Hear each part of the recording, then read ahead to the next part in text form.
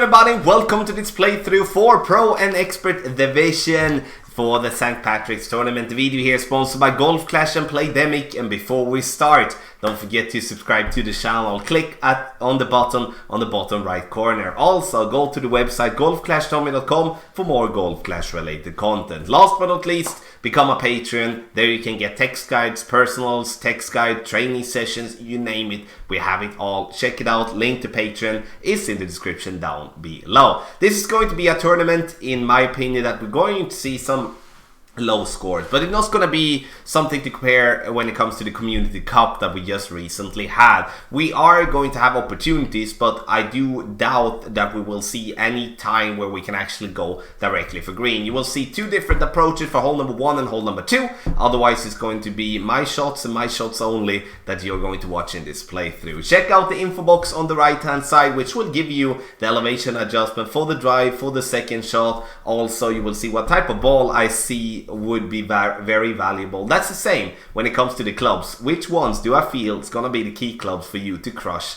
this tournament? So in the end, comments, questions in the comment section below. So let's go to hole number 1.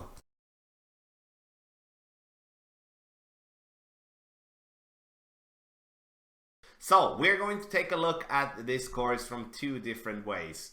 One, we're gonna play with a long iron, and a long iron we could play with if we do have tailwind. It's gonna be too difficult to play with a wood club in tailwind, as we're going to have such an extended ball guideline to adjust for.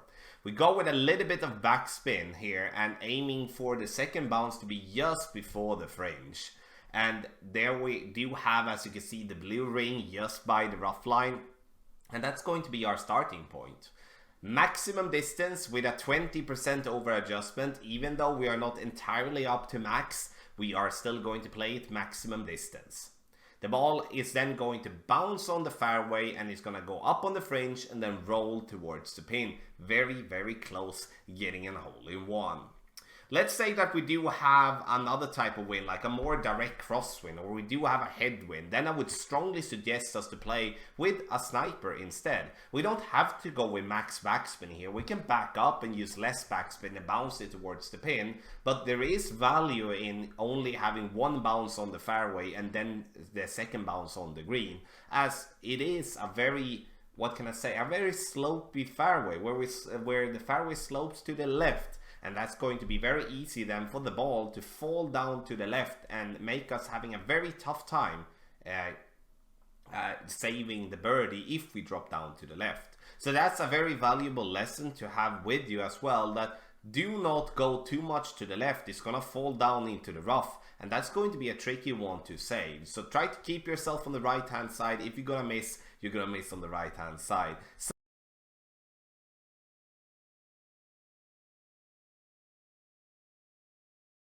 So let's start here with an 8.3 slight tailwind but mostly crosswind. I'm using 5 bars topspin, playing with the quarterback. The reason I play with the quarterback is due to the fact that we do have a very good accuracy and a very good ball guideline. Aiming with half of the red ring inside the rough there to the right, and that obviously will change a bit depending on what wind we're having. But now we do have a left to right wind, and then we want to aim a bit more close to the left hand side, as we will be pushed to the right.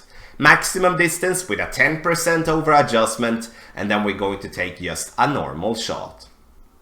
Perfect ball, and the ball is going to bounce on the fairway and then it's going to roll nicely down here on the hill, and we're gonna sit ourselves nicely there towards the pin. Already now you can see that we're gonna play this one pretty massively downhill from there, and that's something that I want you to have in mind, that now we are going to have to play with a 20% over adjustment. Also, one thing that is very, very important here though is to play with a club that gives you a nice amount of topspin, because picture yourself having a headwind or a direct crosswind here, and maybe you play with a thorn level 7 or level 6, you won't be having the topspin enough to get the ball towards the pin. So then you should be playing with the Hornet if you play on the right hand side, to give yourself the topspin needed with certain amount of wind. So we bounce into the rough here, even though using the maximum topspin that we can have with the Thorn, we're still going short. So the Hornet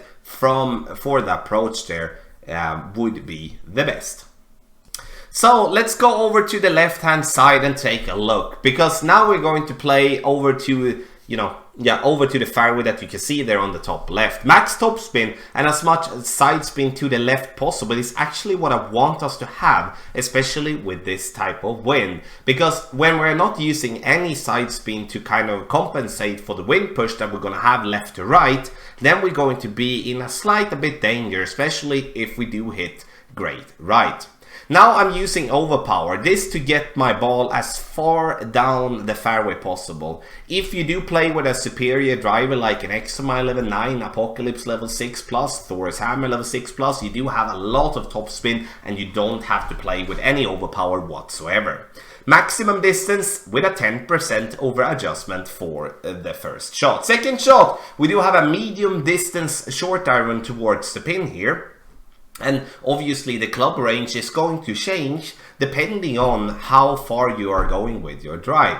It's very important to have in mind that the shot from the left side is easier than from the right side if we are speaking elevation wise. So that's why I want to show you two types of approaches, because now we are playing without any elevation for the second shot, and you can see that we are perfectly flat here. We have no uphill, no downhill, and then it's all about getting adjustment correct. We just missed that one to the right, but I would personally consider the left hand side to be a harder drive but easier second shot. Right hand side, easier drive but harder second shot. So whatever works, whatever you feel comfortable with is what you're gonna go with.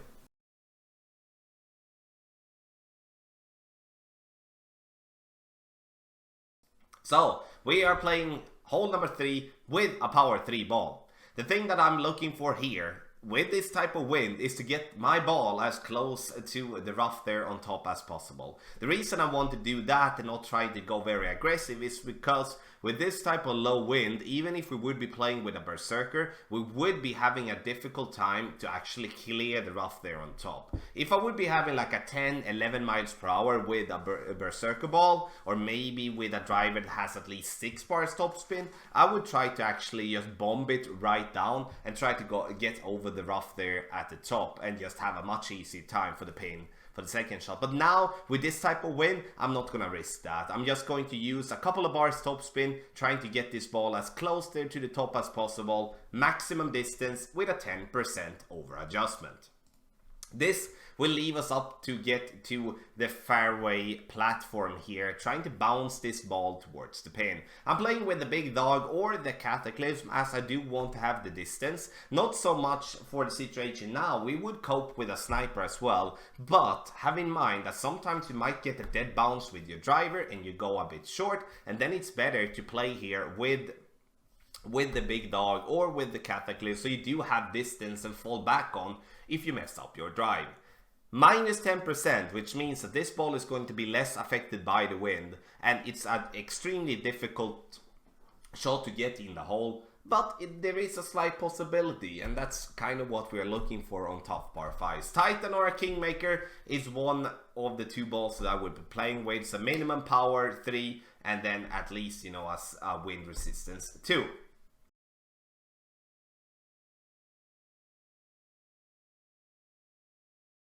So, hole number 4, par 3, and we are going to play with the sniper and a navigator ball. Here, once again, it doesn't really matter what sniper level you're having. You can play it as low down to level 4. We're playing with 2.2 bars backspin, no side spin, and we're aiming directly for the hole. And then once we are going to make an adjustment, we are going to adjust with a 20% over adjustment to be spot on with our elevation. Have in mind as well that I'm starting with the blue ring there by the rough line. You can start with the red ring or the yellow ring. It all depends on what type of adjustment you want to do yourself. But I start with blue ring. I bounce just nicely over the rough, and we're coming very, very close for a hole-in-one. I do believe that due to the flat green and the flat fairway that we then first bounce on, it's definitely going to be a possibility for a nice hole-in-one. We can also have in mind that depending on wind, we can play the rough bump to be very close there by the pin, like the final piece of rough, but that's going to be with a driver, and it's only going to be possible to do with headwind or with crosswind.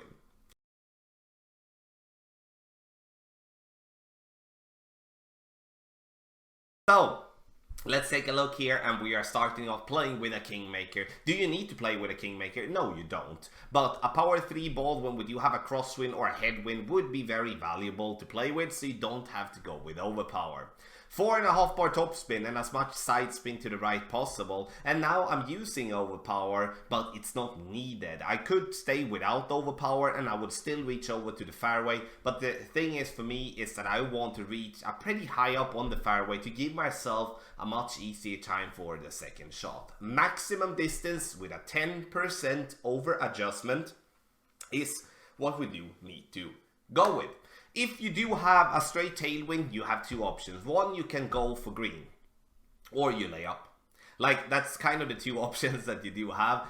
Going for green obviously risk that you go into the rough or into the sand and might lose a very valuable opportunity. Because this hole, no matter if we lay up or try to go for green, is still going to give you a very nice opportunity for an eagle. So do what you feel comfortable with. I do personally feel better laying up because I do feel comfortable hitting perfect with my short iron. Because if you lay up, that's the thing that we do need to at least count with, that we do hit perfect on our approach. Otherwise we won't be getting the ball in the hole. So now, second shot, we play with a thorn, you can play with a hornet, you can play with a runner, you can play with the claw, you know, doesn't really matter. You play with the short iron that you feel the most comfortable with. I'm using a little side spin to the right here, trying to align it with the wind, so I do have more room for error. It's up to you. Sometimes you use left spin, sometimes you use right spin, sometimes without. In the end, the thing that we do need to do at least is to get it in the hole. Now I'm adjusting without elevation, and I'm adjusting between minimum and medium distance. We adjust the shot, and then we hit the ball perfect, and you're gonna see this one coming in very, very nicely right at the pin there for a nice eagle on hole number 5. This is, in my opinion, one of the easier holes in the tournament that we are playing, and also one of the easier holes of the Glen Monarch Estates if you are coming across this one on tour play.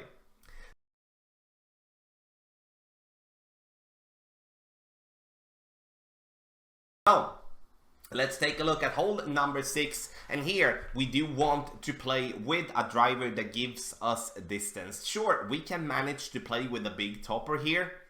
It's not the end of the world. The only problem is though, if you do have a lower level big topper, you might occur some problem, especially if you do have, let's say you do have a crosswind or a headwind. That's going to be difficult. If we do have a tailwind, we're gonna make it easy for us. We do use as much topspin possible, and we use 1 or 2 bars left spin. We adjust maximum distance with a 20% over adjustment, and then as you can see that I push up my target to max and also add overpower. And the thing that we're gonna notice here now is that we are getting deadly close to the rough line. So just a tiny bit overpower when it comes to pushing that ball up to max. We clip the rough, roll out, we will still have a chance for the pin, but obviously we do want to stay away from clipping the rough, because then we can approach the pin directly and we do not have to play with a club, as you can see here, that we do have to go almost with a little bit of curl to have a chance. You see here now that we do have a straight tailwind towards the pin, and this wind is very, very valuable, especially when it comes to making a correct drive. So the thing here that messed this shot up for us is that we're not getting far enough down on the fairway and have to play and have to kind of wing the second shot a bit. We're getting this ball to the green, but it's not going to be close at all. Especially with a great shot to the right, it's going to push this ball way more to the right as well. there is, in my opinion, a chance here for an albatross, but I think that is a very low one. Minus 10% for the second shot is what I'm playing that one, but have in mind that elevation can be changed due to what type of wind we're having for the second shot.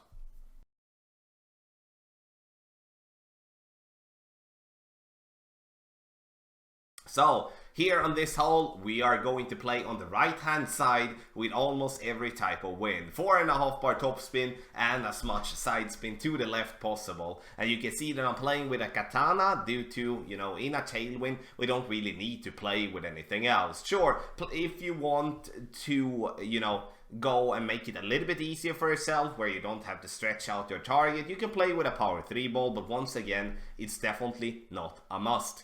Make sure that you, once you have added spin, that you stretch out so you can see the second bounce being clearly on the fairway on that skinny part of it. Then you adjust maximum distance with a 10% over adjustment and go with a tiny bit of overpower. You don't need much and you actually have a lot of room for, you know, a great shot left or a great shot right. The only thing that you're looking for is to get to a consistent distance all the time and end up there on the fairway approximately where we are now, because from here we can play with our short iron in a very, very good way. And I would say that this is one of the better opportunities that we do have in this tournament, as we do have a short iron from very close to minimum distance, and we do have an uphill adjustment which makes us have to adjust less rings. So everything is speaking towards us making an eagle on this par 4, and I would say there will be plenty of players doing so as well. So we need to be focused and we need to especially hit perfect. Hitting great right like that as our opponent did, then obviously we will not be getting it in the hole if we're not having a lot of luck. So second shot here now. Now we are going to play with the thorn. Very important to measure the distance you have towards the pin, and I do like to try to find a spot where the ball guideline is consistent. That's why I'm going a little left, I'm going a little right, up, down, just to make sure that the ball guideline is in the way that I want it to. Then we're going to adjust for the club range with a minus 10%. And have in mind that I'm not saying minimum, I'm not saying medium, I'm not saying maximum, because it all depends on your drive. So it's very important that you check that out before you take your shot. And if you do that and then you adjust with a minus 10%, you're gonna see yourself making more eagles than you're gonna make birdies if you obviously hit perfect.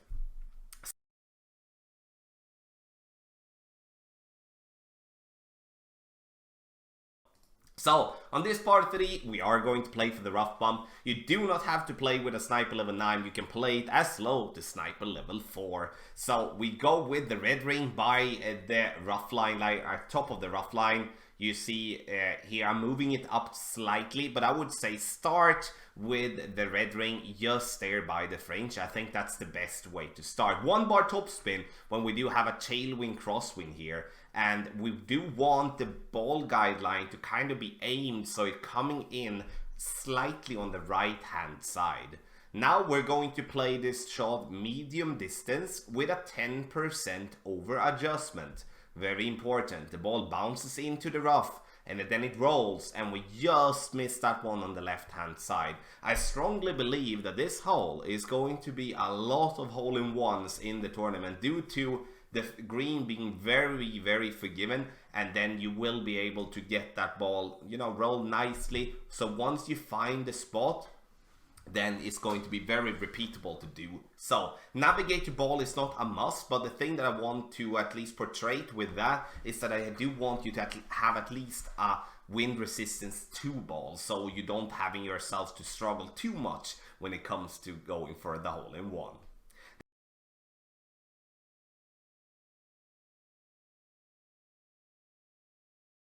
So, hole number 9 is going to be a tough par 5 where we will be seeing a lot of players making a birdie instead of an eagle. Why is that? That is because this hole is very long and we are kind of like dependent on if we do have a tailwind or not. If we do have a tailwind, like a tailwind crosswind like this, I would prefer to play with a berserker ball. The reason I would like to prefer to use a berserker ball like that is to give myself the extra distance and to make sure that I'm gonna reach over the rough and the sand.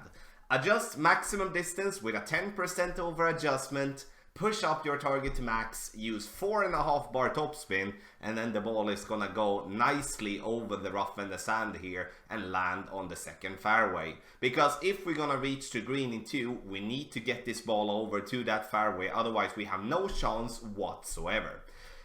You know, this is with tailwind. Let's say we would be having a straight crosswind, or we would be having a straight headwind, or let's say we have this type of wind, but we cannot play with a power 5 ball. Then we need to lay up. We cannot reach over the rough and the sand. That's not a possibility whatsoever. It doesn't matter if you hit max over power and you hit perfect and stuff like that. That's not gonna be a possibility. So crosswind, headwind, we lay up to be as close to the rough line as possible here on top, and then we either choose to go straight over to the final fairway, or we go over to the right, depending on which type of way we feel the most comfortable with playing.